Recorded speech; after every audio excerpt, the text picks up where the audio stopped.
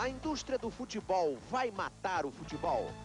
O futebol deixou de ser um artesanato. Agora é um negócio bilionário. Movimenta 250 bilhões de dólares por ano. O jogador vai virar um produto. O patrocinador vai mandar no clube. A seleção nacional vai acabar. E o amor à camisa? Morrer para defender as cores da seleção. Isso vai desaparecer.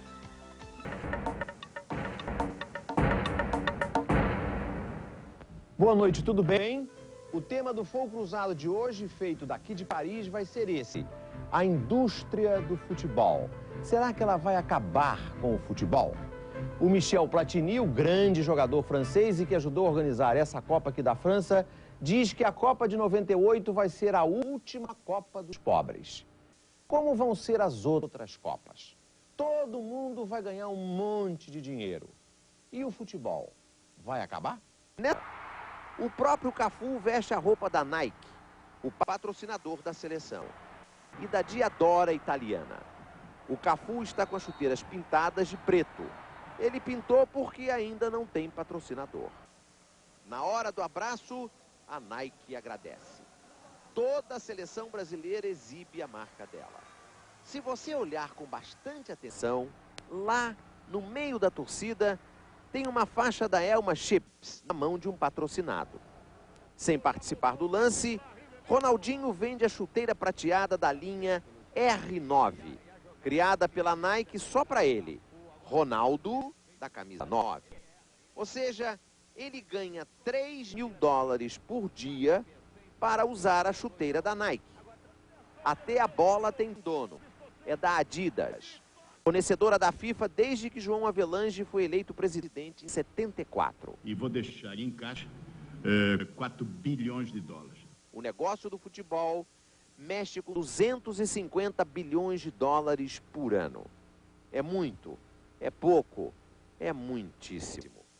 Para você ter uma ideia, isso é 1/3 de tudo que o Brasil produz por ano. 1/3 do PIB brasileiro. Isso é o futebol.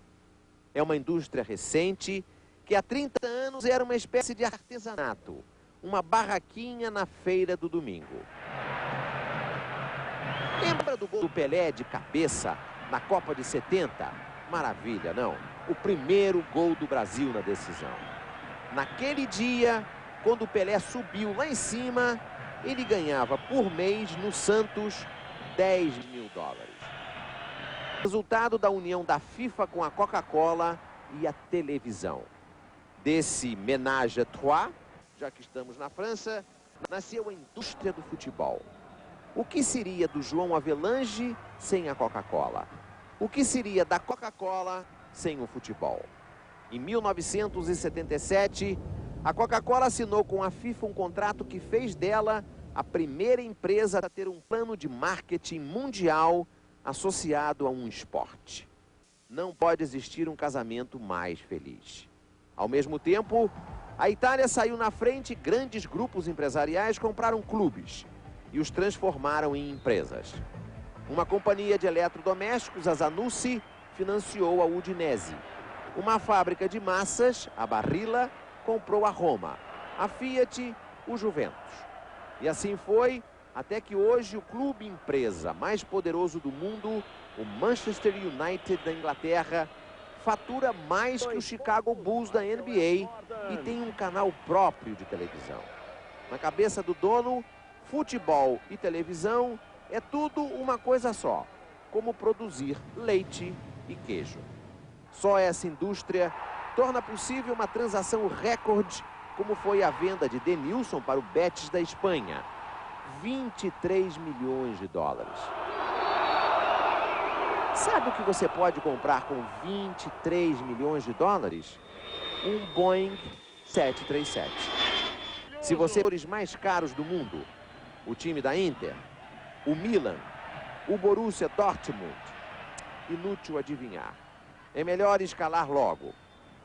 No gol, o português Bahia do Barcelona, Maldini da Inter, Sammer do Borussia, o francês Desailly da Milan, Roberto Carlos do Real Madrid, Rivaldo do Barcelona o iugoslavo Stojkovic, do Nagoya do Japão, o alemão Müller, do Borussia Dortmund, o inglês Ince, do Liverpool, Ronaldinho, da Inter e Batistuta, da Fiorentina. Cada um desses produtos tem com as empresas que os empregam um contrato na média que vale 20 milhões de dólares. Isso é bom para o futebol? É bom para os jogadores. Mas a indústria vai matar o futebol? A indústria vai matar ou não vai matar o futebol? Para debater esse tema, nós temos aqui Celso Grelê. Ele é administrador de empresas e vice-presidente da Pelé Esporte e Marketing. E temos também Reale Júnior, jornalista, mora na França há 25 anos, é correspondente da Rádio Jovem Pan e do jornal O Estado de São Paulo. A indústria vai matar o futebol, Reale? A indústria pode matar o futebol. Eu acho que a modernização do futebol, que passa pelo dinheiro, ajuda muito, mas está havendo muito abuso. Grelê, a indústria vai matar o futebol? Não, eu creio que não. Ela pode matar o futebol se os administradores do futebol não fizerem bom uso desse montanha de dinheiro que vem para dentro do futebol. Mas acredito que é uma pergunta parecida com aquela. Quando inventar a televisão, Hollywood ia desaparecer. Vamos responder essa pergunta e muitas outras depois do intervalo. Nós agora vamos continuar debatendo. A indústria do futebol vai matar o futebol? Já! Vidas Cruzadas, estreia amanhã. Cruzado de hoje, feito daqui de Paris, está debatendo a indústria do futebol vai ou não vai matar o futebol. Temos aqui para debater conosco o Reale Júnior, jornalista que mora há 25 anos em Paris, é correspondente da Rádio Jovem Pan do Jornal Estado de São Paulo, e Celso Grelê, administrador de empresas e vice-presidente da Pelé Esportes e Marketing. No bloco anterior, o Grelê disse que fazer essa pergunta é mais ou menos como perguntar se a televisão ia ou não ia matar Hollywood. A televisão não matou Hollywood, então você acha que essa indústria fantástica do futebol, que a gente está vendo aqui, mais ou menos como vai ser no futuro nessa Copa da França, você acha que isso não vai matar? O futebol vai ser preservado? Eu acho que sim, até porque o futebol é o grande esporte da raça humana. Ele não vai desaparecer simplesmente porque você tem mais dinheiro. O fato inexorável, que a gente goste ou não, é que o amadorismo no esporte acabou. Nós temos aquele caso clássico do Jim Thorpe, em 1912, nas Olimpíadas de Estocolmo, que ele ganhou medalha de ouro como decatetla, e no ano seguinte tiraram a medalha de ouro dele, porque descobriram que no ano anterior, quando ele era mais moço, ele tinha sido pago para jogar numa partida de beisebol. Ou seja, que você então defende a tese que não é o fato de ter mais dinheiro que vai fazer com que os atletas deixem de suar a camisa e Pelo defender... contrário, tem centenas de exemplos disso nos outros esportes. O Michael Jordan deixa de jogar bom basquete porque ele ganha muito dinheiro. O Michael Schumacher no automobilismo deixa de correr bem porque ele ganha muito dinheiro. Vamos então submeter ao nosso Reale Júnior esses raciocínios do Grelê. Você acha que o monte de dinheiro que o Michael Jordan ganha não impede que ele seja um grande artista, um grande esportista, ou isso tudo não tem a menor importância e o futebol acaba de fato corrompendo o espírito esportivo? Eu acho que, de certa forma, o futebol corrompe o espírito esportivo. Esse futebol de indústria. Esse futebol claro. que está se desenvolvendo atualmente. Veja, por exemplo, o João Avelange, que ao encerrar a sua participação, depois de 24 anos como presidente da FIFA, no momento em que ele vai fazer um balanço da sua administração, praticamente não tocou em nenhum momento, não tocou no problema técnico do futebol. Apenas fez um balanço financeiro como se ele fosse diretor de uma grande empresa, de uma grande multinacional. Vou deixar na FIFA 4 bilhões de dólares para administrar esse futebol até o ano 2006. A FIFA não tem condições de gastar isso. Nós Todo o temos discurso o Reale, só para dar uma ideia aos espectadores, o João Avelange vendeu a cobertura da Copa de 2002 para a televisão por 1 bilhão de dólares e a outra de 2006 no Japão e na Coreia. O total das duas foram 2 bilhões e 400 milhões de dólares. Nós estamos falando de 2 bilhões de dólares só para cobertura de televisão. Agora, a prova de que o dinheiro começa a ser utilizado de forma abusiva é que nem todos os clubes que se profissionalizaram dessa forma e que se tornaram empresas estão dando um resultado. Nós temos por exemplo, do Milan, que contratou o mundo inteiro e está numa situação financeira deplorável. O caso do Real Madrid, que é a mesma coisa. Contra isso, o que você tem? O Barcelona, que é o atual campeão da Espanha, e que é um clube que utiliza o dinheiro, utiliza a publicidade, tudo isso, mas é um clube que vive ainda dos seus 106 mil associados. E é o melhor resultado financeiro de clubes europeus, esse ano foi o resultado do Barcelona. E o que você acha, então, Grelê, dessa ideia? Em vez de ficar vendendo, entre aspas, o clube ao patrocinador, por que não faz com que o clube seja sustentado pelo torcedor? Eu gostaria de voltar um pouco o foco da discussão aqui, como o Reale colocou aqui, né? O que eu acho que pode prejudicar o futebol não é os recursos, essa montanha de dinheiro que está entrando no futebol, é a má administração do que é feito com o dinheiro. Por exemplo, citou o exemplo do Avelange. A Copa do Mundo, em 1994, no país onde nós devíamos desenvolver o futebol, porque o futebol ainda era incipiente naquela época, foi jogada a final em Los Angeles, 40 graus ao meio-dia.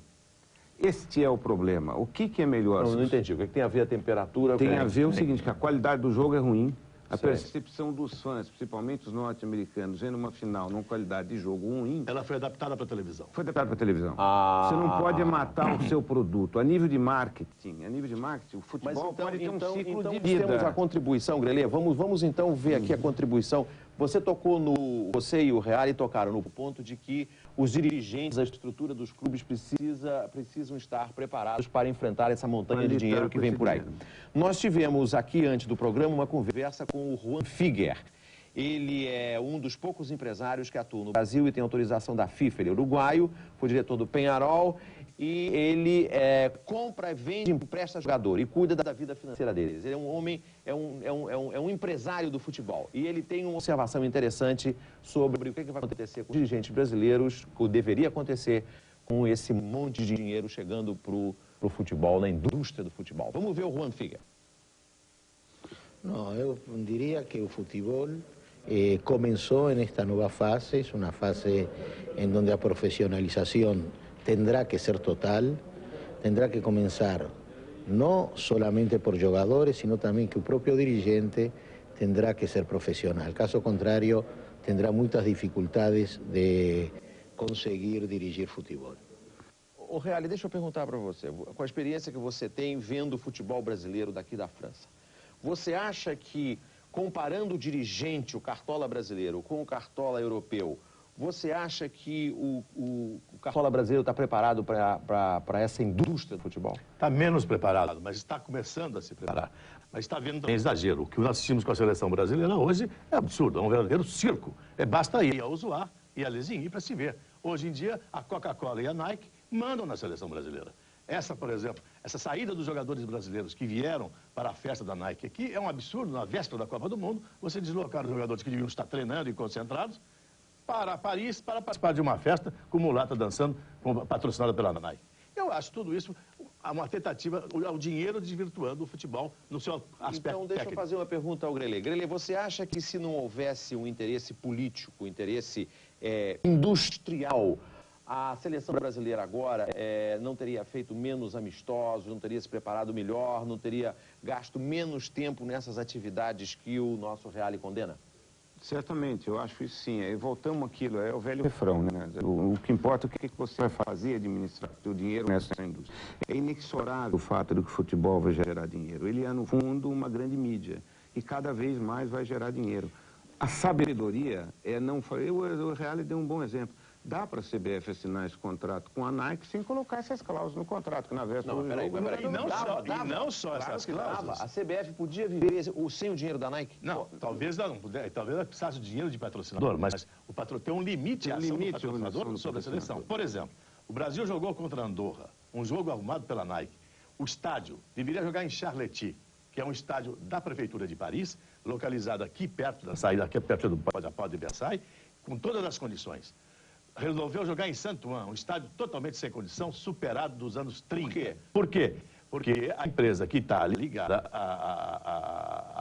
ao marketing da CBF, que é a Trafic, tinha que colocar suas placas no campo. E em Charletti, que é o estado da Prefeitura de Paris, não podia haver essa exploração comercial. Então, tem um estádio onde pudesse colocar aquelas exatamente, e jogar com a Andorra como podia jogar contra a seleção de Josué. Madureira Futebol. Exatamente. Olha aqui, vamos rapidamente para o intervalo. Nós estamos debatendo a indústria do futebol vai matar o futebol.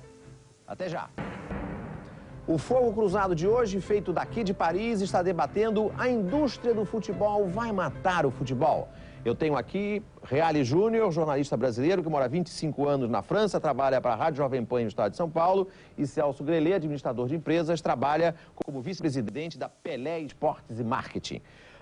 Nós estávamos debatendo a importância, o papel que o patrocinador está tendo na seleção brasileira, e eu vou agora recorrer a uma entrevista que nós fizemos com o Walter Casagrande Júnior, o popular Casa Casagrande, que conversou conosco. O Casa jogou no Corinthians, jogou na Itália, no Porto, jogou no Torino da Itália, Flamengo. Ele entende de futebol internacional, agora é um colega nosso, um comentarista da TV Globo, e nós perguntamos para ele qual seria o impacto dessa indústria do futebol no futebol. Vamos ver o que diz o Casagrande. Eu acho que o limite principal é o patrocínio, um patrocinador forte não pode patrocinar duas equipes ao mesmo tempo.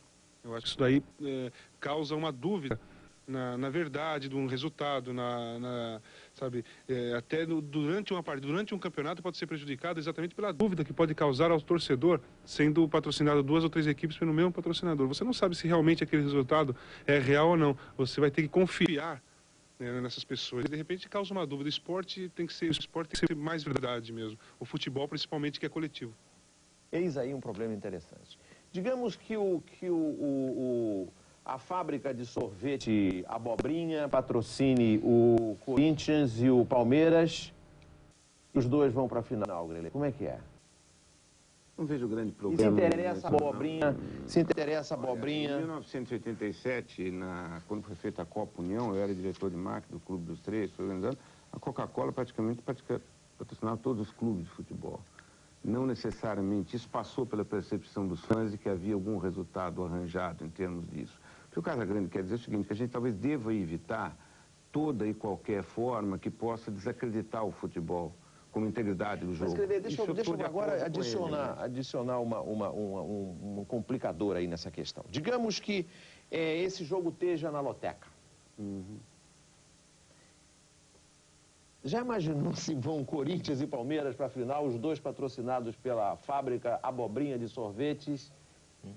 O que vai... Como diz o Casa, o espectador, o torcedor vai ficar com a pulga atrás da orelha. Tá certo, Paulo, mas não é aí, já houve grande escândalo na loteria esportiva no Brasil antes do episódio de dinheiro. Um escândalo não justifica um escândalo. Mas eu não acho que necessariamente o dinheiro é que vai matar o futebol. Eu acho que a cabeça do dirigente, se não souber usar esse recurso, o que vai acontecer? Vai inflacionar. O jogador não vai estar preparado para de classe média virar milionário no dia seguinte. Vai investir mal o seu dinheiro. Vamos ver o que o Reale... Essa questão que o Casagrande aí levantou. Eu concordo com o Casagrande. Eu acho que precisa haver um certo controle. O patrocinador, não sei se cada patrocinador pode patrocinar uma equipe, mas talvez uma equipe dentro daquele campeonato. Nos outros campeonatos ela pode patrocinar outras. Acho que pode se encontrar uma fórmula aí que haja a participação do patrocinador, mas que seja, de certa forma, controlada. Há um limite para tudo. Mas eu queria chamar a atenção para um aspecto que é muito importante. Nós estamos numa fase, principalmente aqui na Europa, da entrada dos clubes em bolsa. Alguns com sucesso, outros sem sucesso. Esse é um aspecto... É uma complicação. É uma complicação enorme, porque o que acontece? Quem é que vai ser cotado na bolsa? Já estão sendo cotados. O Manchester United está cotado na bolsa. O Lazio de Roma está cotado na bolsa. A Sampdoria está cotado na bolsa. E com alguns resultados positivos. Na bolsa? Na França ainda não. Na Inglaterra são vários. Tem o Tottenham está cotado na bolsa. Primeiro, o exemplo maior e de maior sucesso é do Manchester. Mas esse é um complicador. Por quê? O que acontece? O acionista, a satisfação tem que ser dada não mais ao clube, mas sim ao acionista, porque ele que está aplicando o dinheiro dele. Ele é que vai ter que está a expectativa do retorno do dinheiro que ele aplicou. Resultado. O clube, o técnico, então, é orientar no sentido de que o clube não pode mais perder. É o resultado que conta e não é mais o futebol. Então, isso vai afetar a própria organização tática dos clubes. Mas então deixa eu fazer uma pergunta aqui para o Grelê. Não, você vai entrar. Não se preocupe. Eu tenho uma visão muito clara sobre isso. Então, manda bala. Vamos lá. A preocupação que o Reale colocou é realmente hoje os clubes ingleses estão em bolsa. O Manchester United, há 6 anos atrás, foi lançado ações na bolsa, cresceu 10 vezes, 6 anos, ele vale 700 milhões de dólares no mercado hoje. Quando foi lançadas as ações do Manchester United, valia cerca de 70 milhões de dólares o clube. Hoje ele tem um valor em bolsa da ordem de 700 milhões de dólares. 800. Quase, não via Então, a bolsa hoje. O freguês que comprou ações do Manchester United ganhou dinheiro para o show. vezes. Ganhou dinheiro para o show. O que eu só Mas permitiria isso é bom, Real. Isso aí é um discordar do Esse é Real sobre o aspecto financeiro, veja que a discussão nossa, ela é toda financeira. Claro. E de dinheiro. Não estamos tratando do futebol técnico, do futebol Tá bom, espetáculo. deixa o Grelê concluir o Dá um raciocínio dele. minutinho só que eu gostaria de discordar do Real neste ponto. O interesse do acionista é sempre o interesse que o clube seja bem administrado, que o clube ganhe os melhores campeonatos, os maiores campeonatos possíveis. Não há divergência de interesse. Há muito mais divergência, eu acredito, no sistema antigo. Um clube de futebol, pega o caso do Brasil, por exemplo, ele é uma entidade quase do modelo político parlamentarista. Os sócios, pegar o meu São Paulo Futebol Clube, os sócios elegem o conselho e do conselho ele é eleito presidente. Aquela facção, as facções políticas que perderam as eleições, tendem a torcer para a administração não ser feliz, para ir mal, para ganhar as eleições na próxima. Agora, você imagina, você é acionista do Manchester United, você não gosta do Martin Edwards, que é o presidente do clube, o controlador, você vai torcer para o clube mal, para as suas ações ir embora? Nunca. Eu acho que há uma coincidência maior quando o clube ele é uma empresa do que quando ele é uma sociedade sem fins lucrativos, como ele ocorre hoje no Brasil. Nós precisamos fazer um intervalo, vamos continuar debatendo esse tema. A indústria do futebol vai matar o futebol. Até já. O Fogo Cruzado está sendo feito diretamente de Paris. Nós estamos debatendo a indústria do futebol. A indústria do futebol vai matar o futebol. Eu tenho aqui Celso Grelê, que é administrador de empresas e vice-presidente da Pelé Esportes e Marketing, e Reale Júnior, jornalista que trabalha há 25 anos em Paris, é da Rádio Jovem Pan, do jornal Estado de São Paulo, e nessa Copa está trabalhando para a ESPN Brasil. Nós estávamos discutindo a questão que o Reale mencionou aqui, que é quando o clube entra na Bolsa. Aí os critérios da Bolsa se sobrepõem ou não aquele negócio de bola na rede, vamos ganhar esse troço aí. Eu tenho uma visão que o critério é de eficiência e eficácia em qualquer indústria. O caso do Manchester United, por exemplo, quanto mais campeonato ele ganhar, mais ele vai valer. Quer dizer, pelo contrário, a administração tende a ser mais eficiente, mais eficaz, então, se ela mais coisa, orientada de forma financeira. O futebol, você disse que em 10 anos as ações do Manchester United... Em 6 anos cresceram 10 vezes. Cresceram 10 vezes. E o futebol do Manchester United melhorou 10 vezes em 6 anos? Melhorou muito o futebol inglês como um todo. Veja bem, a única... Mas peraí. Não, 10 vezes tecnicamente não. Não dá para comparar assim. Não melhorou 10 vezes, claro. Não. Melhorou ou não melhorou? Melhorou muito. Ele teve mais dinheiro para preparar mais seu time, comprar melhores jogadores. Nós estamos chegando, podemos chegar, Real, não quero te interromper, mas podemos chegar a um ponto em que os clubes ganham um monte de dinheiro, os jogadores ganham um monte de dinheiro, os acionistas ganham um monte de dinheiro e o clube... Pode acontecer. Agora, deixa eu te perguntar uma coisa, Reale. Você acha que com esse monte de dinheiro, o jogador melhora ou piora? Como é que fica a cabeça do jogador quando ele passa, como nós vimos na reportagem de abertura, o Pelé ganhava na Copa de 70, quando ele subiu lá em cima e fez o primeiro gol de cabeça, ganhava 10 mil dólares por mês. Hoje o Ronaldinho ganha 10 milhões de dólares por ano. Olha, é isso que eu me pergunto. Eu me pergunto o que está pensando o Ronaldinho nesse momento. Ele está pensando só na Copa? Ele está pensando nos seus contratos publicitários? Eu tenho minhas dúvidas. Mesmo porque o rendimento do Ronaldinho não está sendo aquele que se esperava dele. Já antes da Copa e agora nessa primeira partida da Copa. Enquanto que o Pelé com 17 anos, já estourou na Copa, preocupado apenas em jogar futebol, de uma maneira muito mais espetacular. Grelê, você que trabalha com Pelé, se o Pelé em 1970 ganhasse 10 milhões de dólares por ano e não 10 mil dólares por mês do Santos, o Pelé era diferente? Não, o Pelé é um caso raro, certamente seria a mesma coisa, mas eu acho que o raciocínio lógico vale para todo mundo. Quanto mais dinheiro vai ganhar o Ronaldinho, quanto melhor performance ele tiver dentro do campo. Isso é inevitável. Não se separa uma coisa da outra. Então vamos, em apoio a essa sua tese, que é, no mínimo, polêmica, vamos ouvir o depoimento de um grande atleta brasileiro que conhece o Pelé, conhece futebol, conhece Copa do Mundo, que é o nosso colega, o Zito. Você fala indústria de dinheiro, né? Eu não acredito, não. Para te dar um exemplo, eu diria que o Michael Jordan é o que ganha, é um jogador de basquete que ganha o maior salário do mundo, incluindo o futebol e qualquer outro esporte. E joga o basquete que joga, aquela maravilha. Então, eu acho que isso aí não tem influência na parte técnica. E aí, esse aí é um problema interessante. O exemplo do Zito é um exemplo importante, o Real. O Michael Jordan deve ganhar, não é 10 milhões de dólares. O Michael Jordan faz 70 milhões de dólares por ano, 70 milhões de dólares publicidade, entre publicidade, salário, participações, Exato. eventos. E o Michael Jordan é um monstro. É verdade. O caso do Michael Jordan é um caso, não é no futebol, é no basquete, mas nós precisamos reconhecer que existe esse caso. Agora, eu não analiso casos particulares, prefiro analisar o problema globalmente. E acho que existem muitas deturpações em termos do futebol. Você veja, por exemplo, um problema técnico, um outro aspecto que eu queria chamar a atenção. Nós estamos aí na véspera de criar uma geração de futebolistas brasileiros que vão se revelar na Europa sem nunca terem jogado no Brasil. Por quê?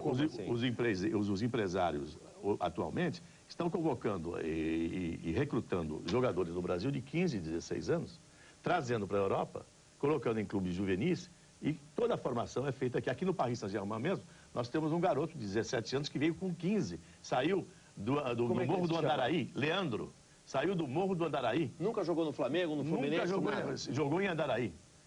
Foi lá que ele foi localizado, trazido para a França, é um bom jogador, agora está ascendendo nas equipes superiores. O Mazzola, o nosso antigo Mazzola, tem uma escolinha de futebol, né, na Itália. O que ele está fazendo agora? Ultimamente ele está associado com um grupo no Brasil, detecta jogadores de 15 e 16 anos, trazem para a Itália e distribuem esses jogadores em várias equipes europeias. Reale, em apoio a esse seu raciocínio, eu vou agora usar uma entrevista que nós fizemos com o Kleber Leite, que é presidente do Flamengo, radialista e empresário da área de promoção esportiva. Ele vai tocar num ponto que você vai gostar de ouvir. Vamos ouvir o Kleber Leite. Há, inclusive, já profissionais contratados no Brasil, estruturas montadas no Brasil. Os dois principais clubes da Holanda terão, em breve, no Brasil, centros de treinamento infinitamente superiores à maioria esmagadora dos grandes clubes brasileiros. Centros com profissionais contratados, brasileiros, supervisionados por eles, no sentido de pegar o jogador, desenvolver um pouquinho e levar para lá. O que eles pretendem? Eles pretendem vincular os grandes valores, jogadores com potencial realmente a eles, lá no Brasil, para que quando esses jogadores estejam prontos, já inteiramente adaptados, inclusive falando a língua deles, possam viajar então para o exterior. Mas nós vamos ter problemas sérios, porque a estrutura que eles estão montando é uma estrutura realmente muito forte. Bom, isso aí é um problema complicado, porque veja só, pelo que o Kleber Leite está contando, Reale, eles vão montar, os holandeses vão lá para o Brasil, sob a presidência do Maurício de Nassau, fundam uma colônia em Pernambuco, só se fala holandês, pelo que vai falando a língua deles, tá certo? Aí pega o menino e leva e vai. Isso a França já faz na África, com vários clubes africanos. Por isso você vê uma presença de africanos na França muito grande. O Paris Saint-Germain tem associações com vários clubes africanos com esse objetivo. E aí, o Grêmio, como é que fica? Olha, eu não com essa globalização aí do futebol, mal, mostra não é ruim. Que o Brasil é o grande celeiro do mundo. Não adianta a gente ficar chorando. Os clubes brasileiros... Você já imaginou os se o Pelé, em vez de jogar no Santos, estivesse jogando no Paris Saint-Germain? Já, mas que terrível que seria. Não, e olha, que terrível é, viu, com o meu São Paulo, tem que vender o Denilson. Se em 1958 o Pelé estivesse jogando com o Jus Fontaine e não com o Zito. É, muito ruim. Agora, nós temos saída para isso. Em vez de a gente ficar chorando, por que os clubes brasileiros não se administram melhor, não se estruturam, não montam? Você veja bem, se vai um holandês lá e monta centro de treinamento, os clubes brasileiros não podem fazer isso? Parece choro de cinema brasileiro. Não, o cinema brasileiro não vai para frente porque Hollywood não deixa aí. Não é por aí, nós temos de olhar para o nosso próprio umbigo. O nosso futebol é muito mal administrado. É por isso que o jogador vai embora. Você estava dando o exemplo do São Paulo Futebol Clube. São Paulo vendeu o Denilson por 30, 26 milhões de dólares, sei lá quanto. É o valor de um Boeing 7. É o jogador mais caro do mundo. Mais caro do mundo na história. O clube brasileiro vende o jogador porque ele tem que fechar suas contas no fim do ano, como eles todos dão prejuízo, ele tem que fechar suas contas vendendo o jogador. O jogador é estrela, ele tem que estar lá, Paulo. Era mais ou menos como se a Metro, nos anos 40 ou 50, fosse vender o passe da Elizabeth para a Fox. Ou se a Disney fosse vender o passe do Mickey. O jogador não é para ser vendido, ele é estrela, ele tem que ficar no seu local. Para isso, Grelê, nós precisamos ir para o intervalo. Voltamos já. O Reale quer dar um palpite aqui. Nós vamos ouvir o Reale e o Grelê daqui a pouco nesse programa. Fogo Cruzado, que está debatendo a indústria do futebol vai matar o futebol. Até já! Romênia e Colômbia, amanhã, meio-dia. Intriga, paixão. Malibu esconde um mistério que vai marcar para sempre o destino de 4 mulheres. Nesta segunda, estreia a nova minissérie na Band. Vidas Cruzadas. Sensuais, inteligentes, elas lutam pelo sucesso a qualquer preço. Nesta segunda, 6h45 da tarde, Vidas Cruzadas. Dia 22, 15 para 7 da noite, estreia Serras Azuis, a nova novela da Band. Band, Brasil na Copa.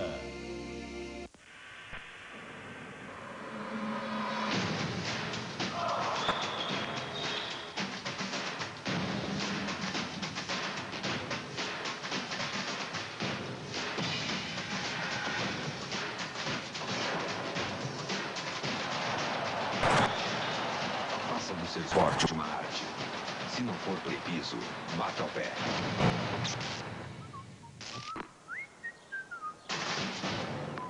Devido ao feriado de Corpus Christi, a Folha de São Paulo vem nesta oportunidade aconselhar você a reservar já o 5º volume da grande enciclopédia Larousse Cultural.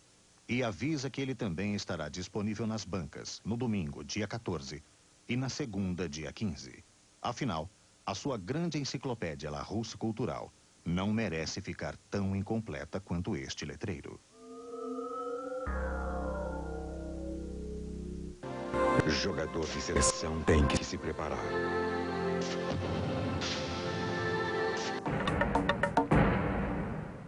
Esse fogo cruzado está sendo feito aqui em Paris. Nós estamos debatendo a indústria do futebol. A indústria do futebol vai matar o futebol. Eu tenho aqui Reale Júnior, jornalista brasileiro que mora em Paris há 25 anos, e Celso Grelê, que é administrador de empresas e trabalha como vice-presidente da Pelé Esportes e Marketing. Mas antes de continuarmos com o nosso debate, nós vamos ver as notícias desse domingo com o Geraldo Canali. 19 brasileiros que fugiram num cargueiro da Guerra Civil de Guiné-Bissau chegaram a Brasília. Eles vieram de Lisboa de carona no avião do vice-presidente Marco Maciel. Hoje, 200 pessoas que tentavam fugir num outro barco morreram afogadas. Foi um inferno, foi um inferno. Foi a pior coisa que eu passei em toda a minha vida. Era a gente correndo, caía aqueles tiros, a gente que jogava tudo no chão. Enterrado no Rio, o urbanista Lúcio Costa. Familiares e amigos fizeram a cerimônia simples no cemitério São João Batista. O cineasta Luiz Carlos Barreto criticou a falta de homenagens oficiais ao criador de Brasília. O PPS lança oficialmente a candidatura do ex-ministro Ciro Gomes à presidência. A convenção foi em São Caetano do Sul, no ABC Paulista. Terceiro colocado nas pesquisas, Ciro criticou a privatização da Telebrás. A vaga de candidato a vice foi deixada em aberto para facilitar a coligação com outros partidos.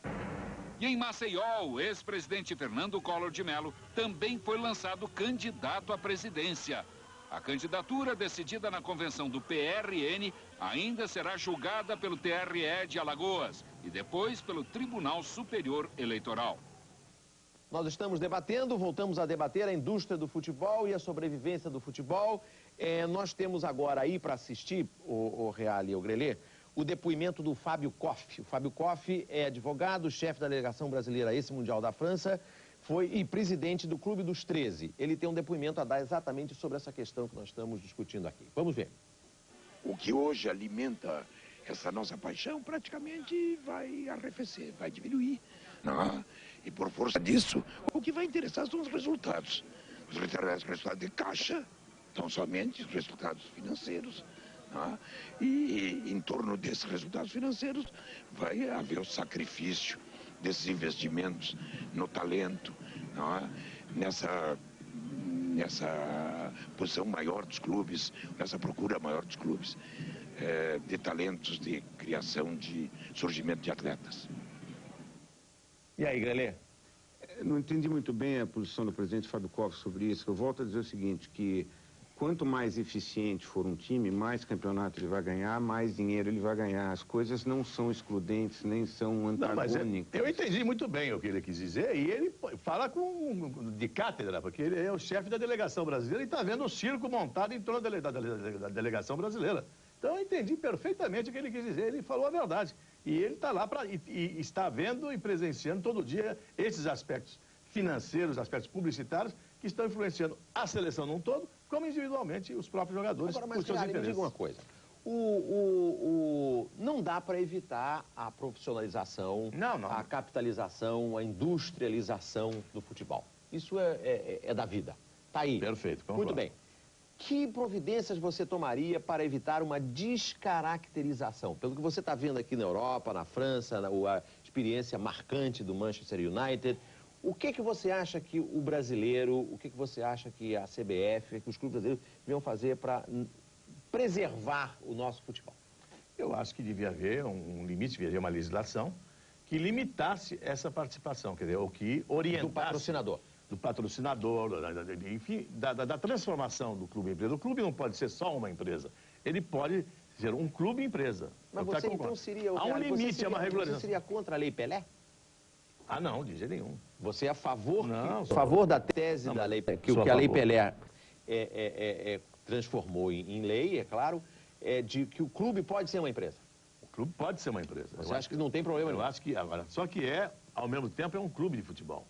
Ele também é um clube que tem seus associados. Então ele precisa também respeitar os direitos de seus associados, então é preciso haver uma legislação própria, uma legislação adaptada, para que não haja os excessos, para que não haja os abusos. Nós estamos caminhando para o abuso. Por isso que o Platini disse, o futebol dos pobres acabou. Você pega um exemplo, essa Copa do Mundo, o povo não tem mais direito de acesso ao estádio, ou tem? Não tem pelos preços. Pô, tem um pequeno problema, é que roubaram os ingressos. Não, isso aí é outro problema. Esse é um outro aspecto. O povo não pode. O povo pode comprar e chegar aqui o ingresso. Chega aqui não entra. Mas não é só isso. Bom, além uma parte dos ingressos está reservada para os patrocinadores, para convidar os seus convidados VIPs. E nós estamos naquelas 5,2% de cada estádio. Mas a Copa não é, na verdade, não é um evento mais para televisão do que para ir para o estádio? Por exemplo, luta de boxe, o Mike Tyson. Você vai lá a Las Vegas, tem meia dúzia de gatos pingados na plateia. E, no entanto, tem um espetáculo de 2, sei lá quantos bilhões de sujeitos. Não, mesmo se você fizesse... Sim, mas, não é isso? Mas cada vez mais nós estamos vendo, no Brasil, por exemplo, os estádios vazios. Sem público. Mas aí a razão é outra, né, Real? Sem bilheteria. É a má administração do futebol brasileiro, não é o preço do ingresso. Então, o Grelê, vamos lá. Vamos fazer a mesma pergunta que eu fiz para o Real. Você é a favor do futebol empresa, você trabalha com o Pelé, ninguém pode ser mais a favor do futebol empresa do que você. Eu pergunto uma coisa, que providências você acha que deveriam ser tomadas para impedir que o futebol brasileiro perdesse as suas características com a entrada desse dinheirão que vem aí através de patrocínios e empreendimentos de forma variada? A providência fundamental é que o futebol tem que ser olhado como um produto, como marketing, como qualquer outra coisa. Na definição de marketing, todo produto tem um ciclo de vida, né? Ele não é eterno. O que o administrador do futebol tem que fazer é evitar o encurtamento desse período de vida de produto. Eu concordo quando o Reale diz, quer dizer, esse montanha de dinheiro que vem para o futebol, isso é inexorável, quer gostemos ou não. Como a globalização, o fato está aí, nós temos que enfrentar. O que tem é que administrar direito. Quando a CBF ganha 200 milhões de dólares num contrato com a Nike, o que ela vai fazer com esse dinheiro? Não é para construir uma sede. Sim, mas vamos criar centro de treinamento, medicina esportiva, fisiologia do esforço, coisas importantes para você melhorar tecnicamente o futebol, que o dinheiro ajuda. Estamos chegando ao fim do programa, eu gostaria de adicionar aqui um complicador nesse seu raciocínio, sem querer, evidentemente, parecer que discorde de você. Mas, tudo bem, o futebol é empresa, é marketing, é vender barra de chocolate, vender chiclete de bola, tudo bem. Mas você é São Paulino? Sou. Você é São Paulino. Você compraria ações do Corinthians? Compraria, como investidor. Eu posso comprar ações de qualquer coisa. Me pergunta se eu compraria ação do Flamengo.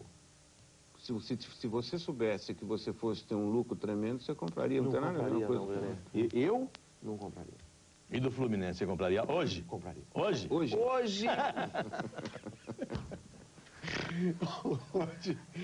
Hoje eu não sei. E aí, Reale, você compraria? Você é o quê? Eu sou São Paulino também. Você compraria a ação do Palmeiras? Não. Palmeiras compraria, né? Você sabe como é que é, na origem, na minha origem. Bom, você é real, tá certo. Mas vamos tentar encerrar aqui, arredondar o nosso debate. Eu queria dar a palavra ao Reale e ver se você poderia resumir a sua opinião dizendo, você acha que essa indústria que está aí a caminho vai acabar descaracterizando e matar o futebol? Matar, não digo, mas acho que vai descaracterizar bastante. Já está descaracterizando. O público que assiste hoje uma Copa do Mundo hoje não tem nada a ver com o público que assistiu às Copas do Mundo anteriores. E eu concordo plenamente com o Platini, como ele disse. Esta vai ser a última, eu acho que a última já foi a última, de 94, a Copa do Mundo dos Pobres. Esta já não está sendo uma Copa do Mundo dos Pobres. E a de 2002, muito menos. Grelê, vai matar ou não vai matar? Qual é a sua opinião? Não, eu acho que não vai matar. O dinheiro pode ajudar. O que vai depender é da sabedoria dos dirigentes da FIFA e das confederações dos clubes. Se eles souberem usar esses recursos de uma forma eficiente e eficaz, o futebol vai melhorar, inclusive em qualidade. Se eles não souberem usar, como aparentemente não estão sabendo usar, realmente pode complicar. Mas não é o dinheiro em si que vai matar, não. É o que o administrador do dinheiro vai fazer com ele.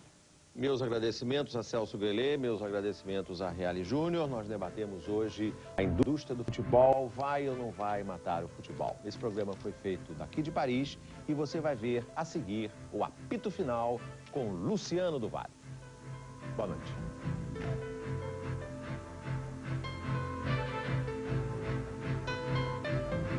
ZYB 852, TV Band, Canal 13, São Paulo. Amanhã, 9h30 da noite, documento especial. E dia 22, 15 para 7 da noite, estreia Serras Azuis.